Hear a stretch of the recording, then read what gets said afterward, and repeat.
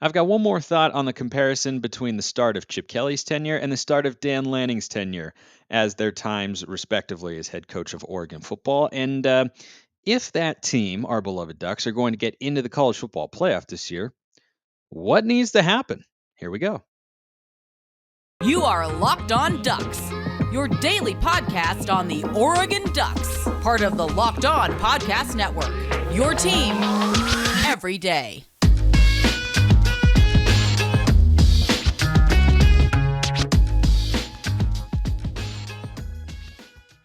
Yes, it is that time once again for Locked On Ducks. I'm your host, Spencer McLaughlin. Thank you so much for making this your first listen or your first view of the day. Part of the Locked On Podcast Network, your number one source to stay up to date with the Ducks, which is why, if you haven't already, if you're not one of the many, many people who I'm already grateful to, please like, comment, subscribe wherever you're listening to or watching this show, which today is brought to you by LinkedIn Jobs, helping you find the candidates you want to talk to faster, and our official recruiting sponsor here at the Locked On College Network. Post your job for free at linkedin.com/lockedoncollege.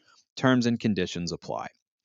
So yesterday I talked about the striking number of similarities and why it's a little too early yet to make the claim that, Dan Lanning's off to as good a start or a better start or not as good of a start as Chip Kelly, because we still have a lot of football to be played here in 2022.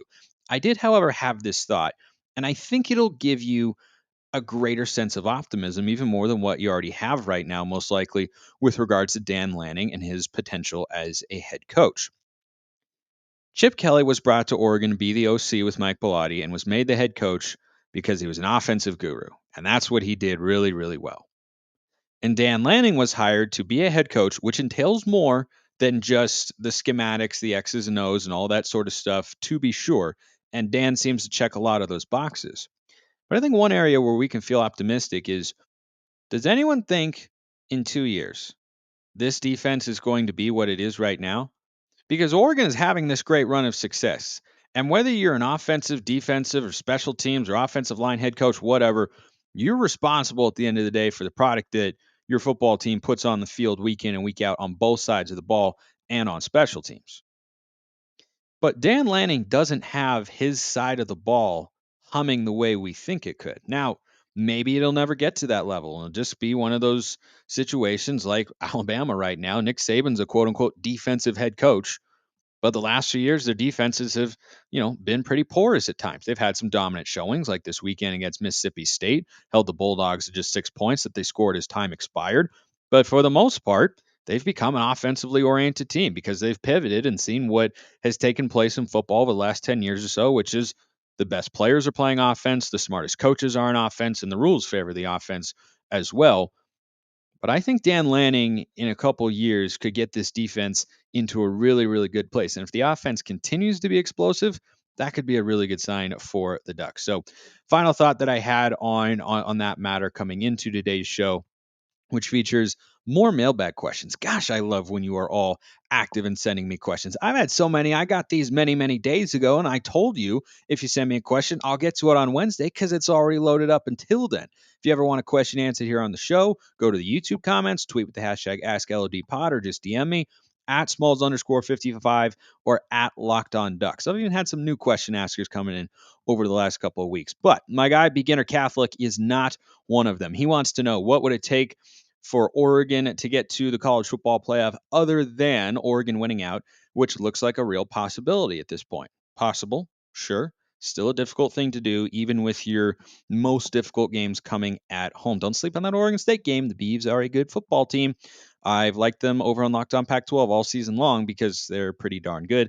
Defense is legit. Excited to see how they perform against Washington up in Seattle next Friday. Not this Friday, next Friday. So Oregon would have to win out. Yes, you have to be a one-loss conference champion. But for anyone who would say, no, the Ducks got trounced by Georgia, they could never get in, I don't think it's a given that Oregon gets in as a one-loss conference champion. But what we've seen from the committee time and time and time again is, if you are in a Power 5 conference and you win the championship and you have 1 or 0 losses, you have a really good case to get into the playoff. And right now, a number of things would need to happen that I'm about to go through. But keep in mind, because this is going to seem like a long list, the college football season still has a long way to go. There's still a lot of games to be played, and a lot of things can happen. I'm not wishing this on anyone, of course. A team that's in contention could have its starting quarterback get hurt, Dennis Dixon style. Sorry, had to bring it up. Anyway, that could happen to it. You don't know what's going to happen. You could get a bad officiating call that costs a team a game. You don't know. But here's what needs to happen for the Ducks to at least be in that conversation, if not outright get into the college football playoff in 2022. And I'm going to go conference by conference and what Oregon fans should be rooting for if you believe that's a possibility, which it is. It is certainly possible. A team is playing very well. They have to sustain it for 5 more games and then the conference championship game, which is asking a lot. But let's say that happens first. In the SEC, Georgia needs to win the SEC because what would happen if Georgia wins the SEC is Georgia beats Tennessee in the regular season. They're on the same side of the bracket, so to speak, over in the Southeastern Conference. They haven't eliminated divisions yet, like the Pac-12 or the Big 12, for instance. So Georgia needs to beat Tennessee and win the SEC championship. That would keep the Vols from having a conference championship to their name, which would probably do Oregon a lot of favors, and they would both have a loss to the same team. And even if Oregon's loss is really, really big, if they lose to the same team and Oregon continues to play really, really well, recency bias is a very real thing for the committee. It's humans, not computers, making that judgment at that point in time. And they've had a tendency to allow for teams to improve as the year goes on, which Oregon clearly has. Then the Vols would have a loss to Georgia, the Ducks would have a loss to Georgia, and even if Tennessee goes 11-1, the Ducks at 12-1 with a conference championship, I think would be above them pretty solidly.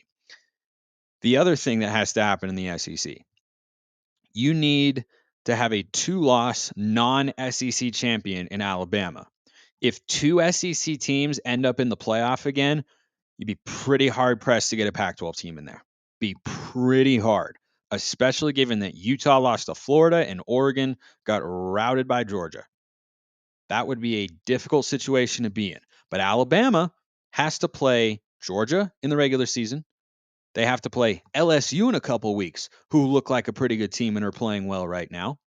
And then if they were to get to the SEC championship game as a 1-loss champ on that side of the conference, and then they go and lose to Georgia, then they've got 2 losses and no conference championship.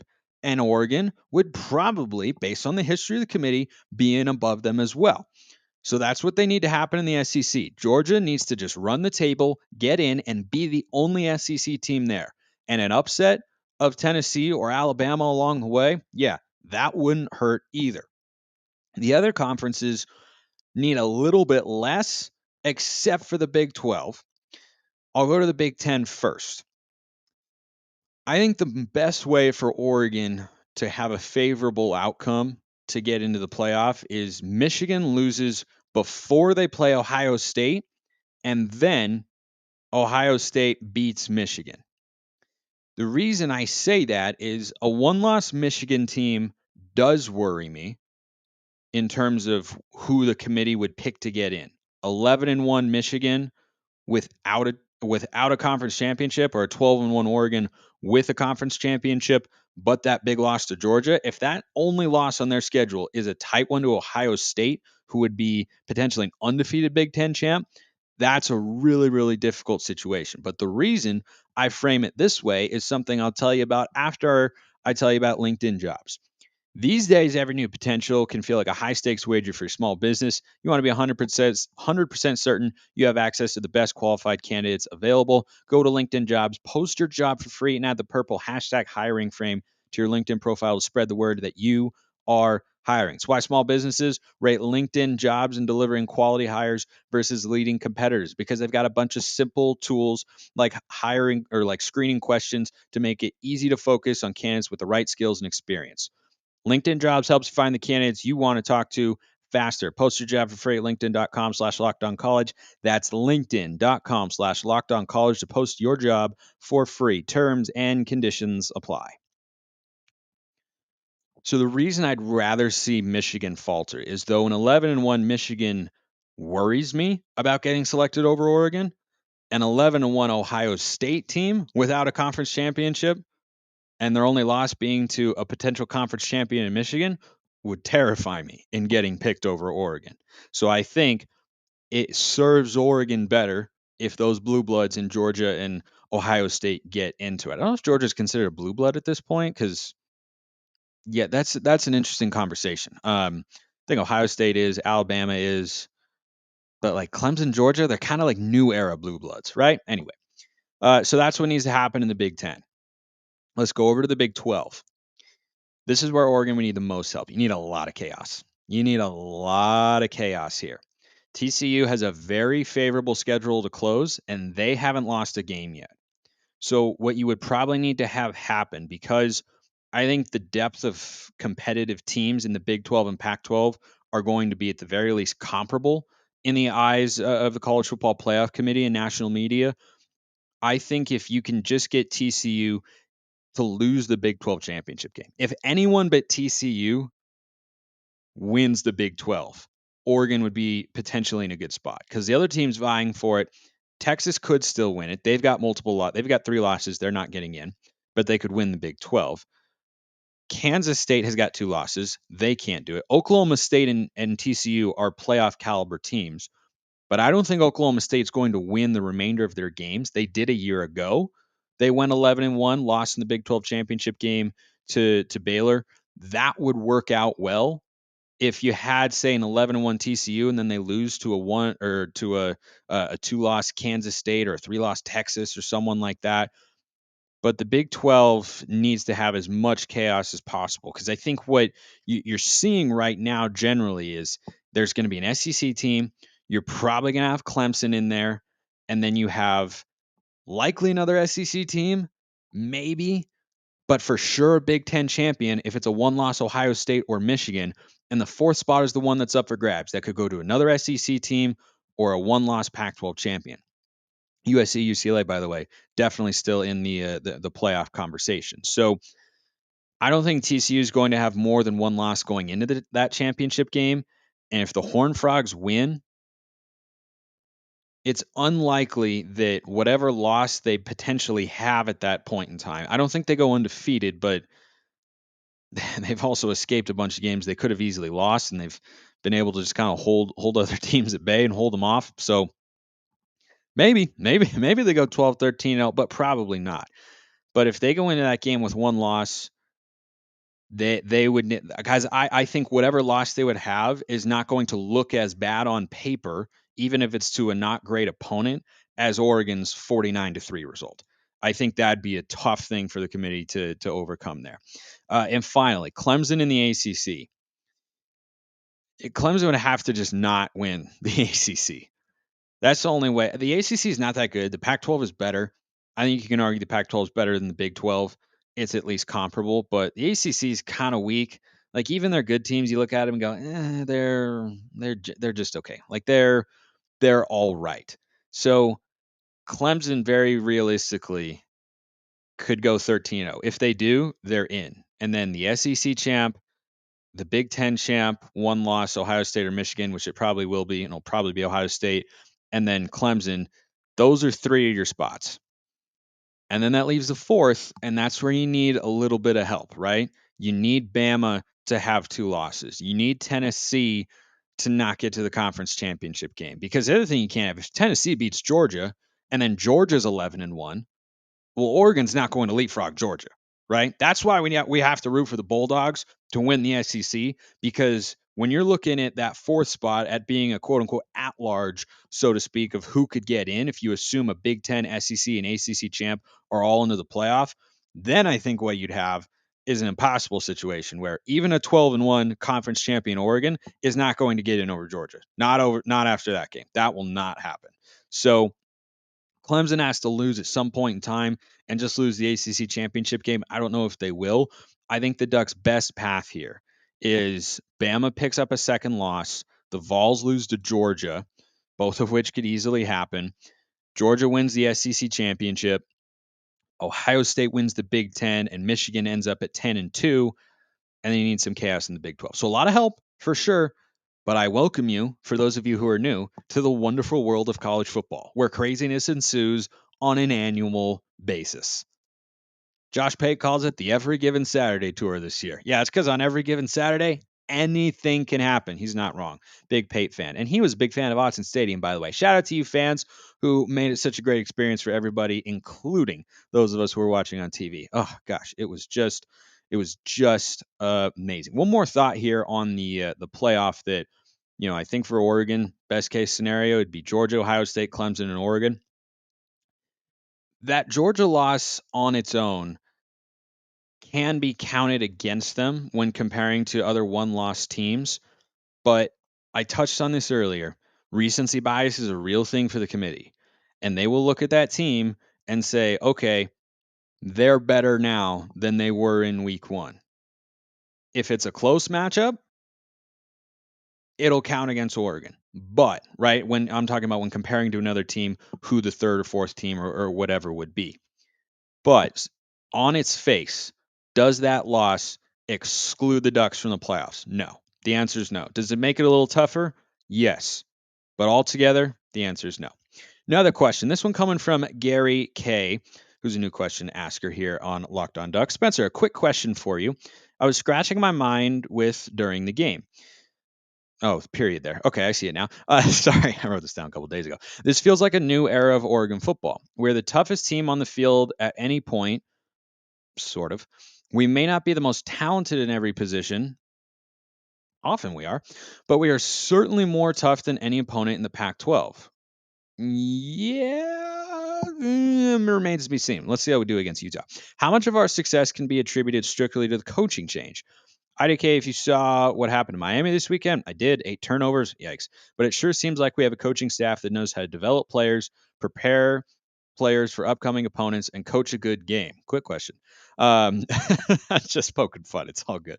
Although Bose certainly is a good quarterback for us, I don't think he is that phenomenal to boost Oregon from what I saw with AB to what we are seeing now. Same can be said on the other side of the ball for multiple players. We were playing a full team game instead of individual player game where guys like Noah Sewell had to be the shining star. So, okay, a lot to unpack here, and I am going to get to all of it.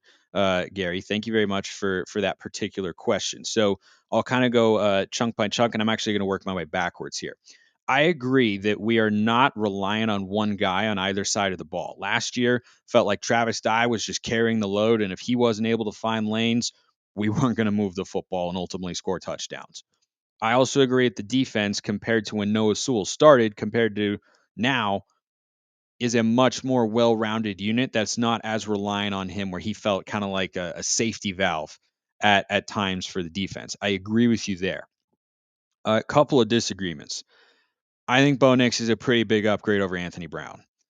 The offensive coordinator plays a role, but on the whole, Bo Nix is much better than Anthony Brown. And we are getting the very best out of him at this point in the season. But he is a big boost because he's willing to go down the field. And Joe Moorhead wanted to push the ball down the field more, but Anthony Brown just couldn't always do it, and he wasn't always accurate when he did. He showed glimpses, but Bo Nix is doing it consistently.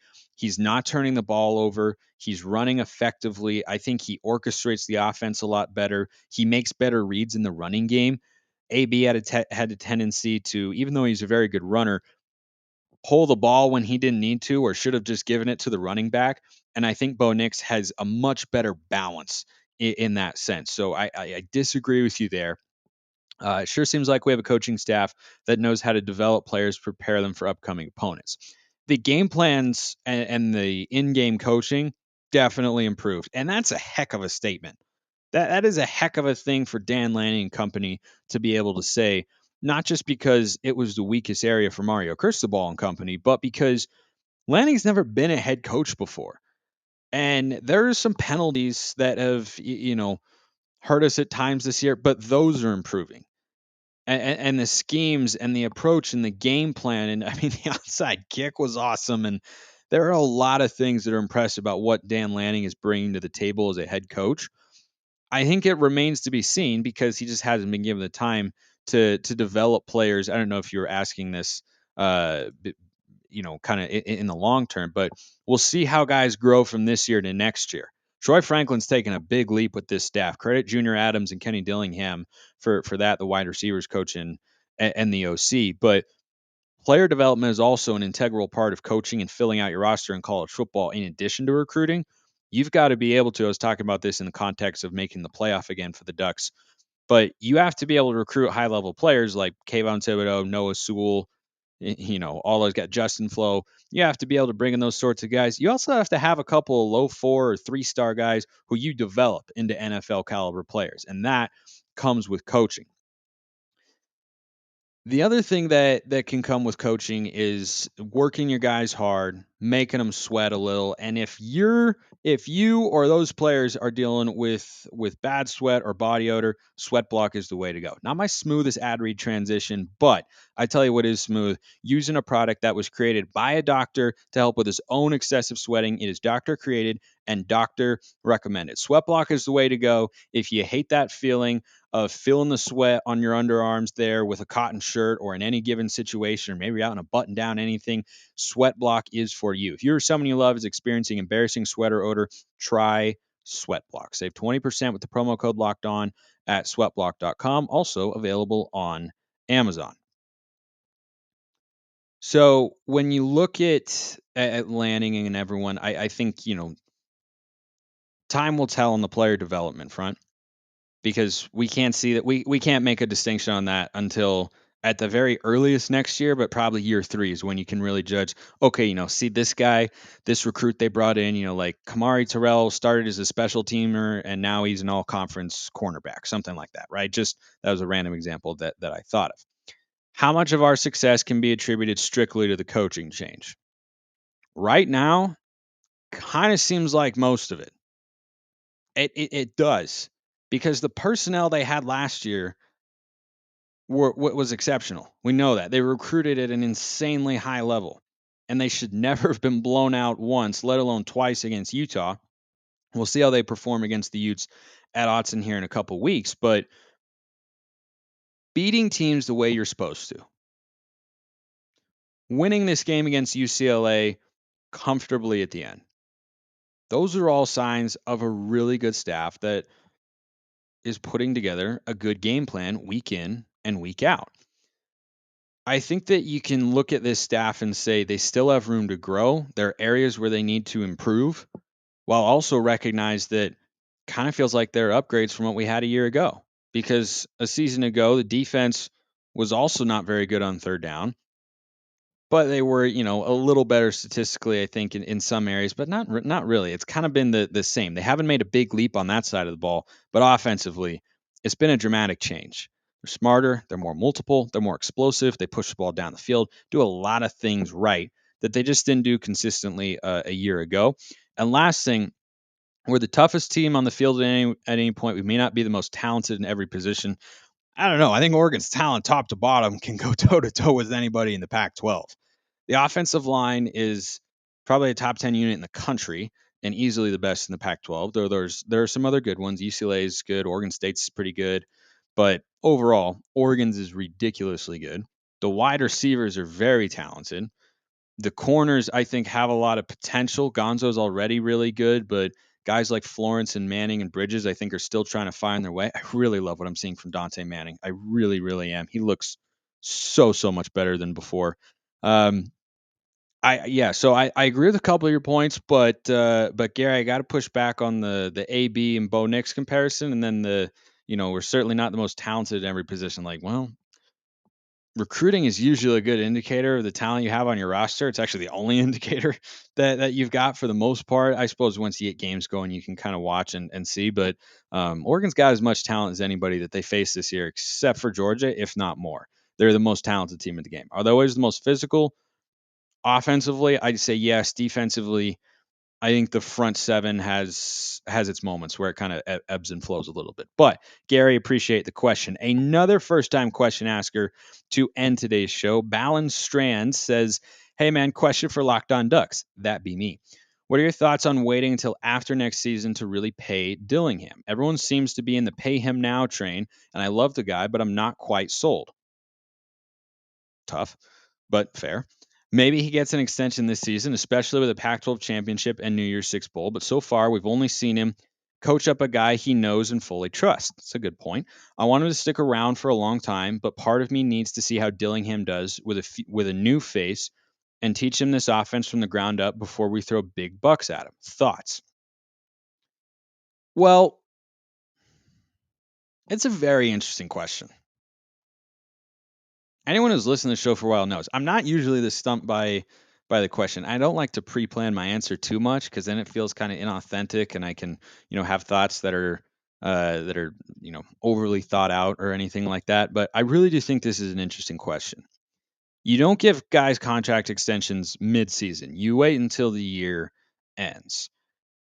If the offense continues to put up 40 plus points a game all season long, no matter how they perform in the bowl game this year, Dillingham will be worthy of a raise because Lanning is not calling the offense.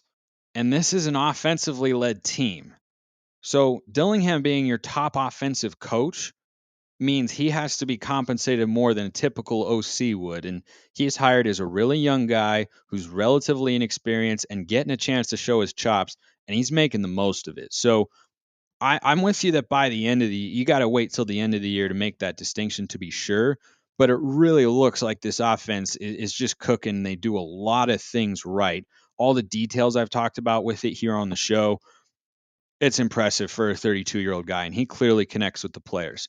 The valid point that you do bring up that is the biggest question is what does he do with a young quarterback?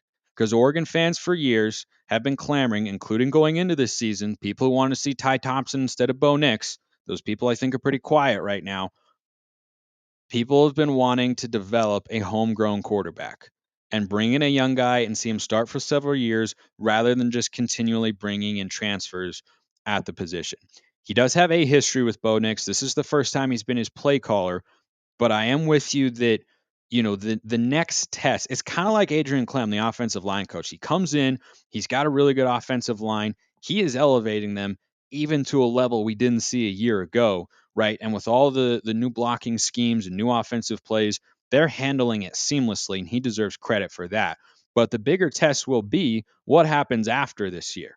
And this applies to Lanning and the entire staff. You come in to cupboards that are already stocked with a bunch of talented players that you didn't recruit, that you now get to coach for a year, maybe two. But what you do beyond that, I think, is going to speak to their staying power as coaches and as a staff and what their capabilities actually are.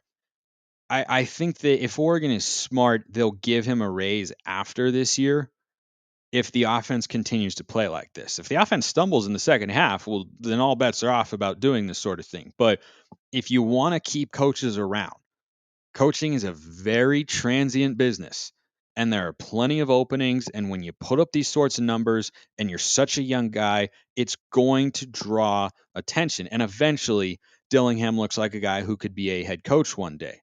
But we also thought that about Joe Brady at one point in time over at LSU, and he's not a head coach anywhere.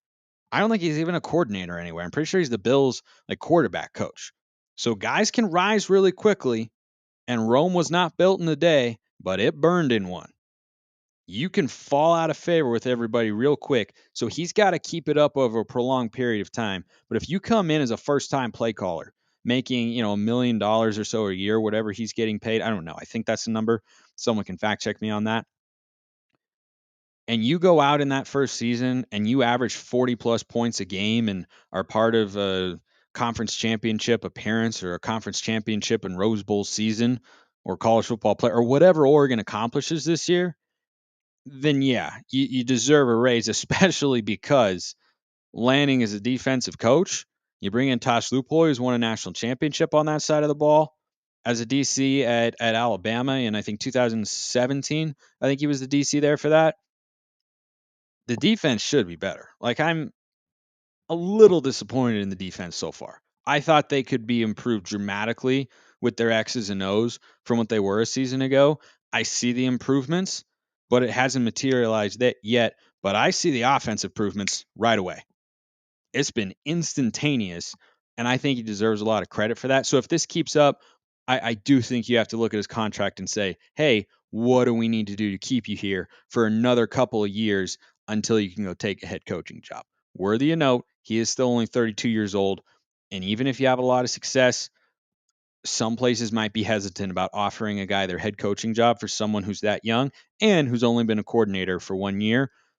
But if this keeps up, yeah, he'll have earned a raise if Oregon's averaging over 40 points by the end of the year, including a game where they scored 3 against Georgia. Appreciate everyone listening. See you next time. Have a wonderful rest of your day, and go Ducks.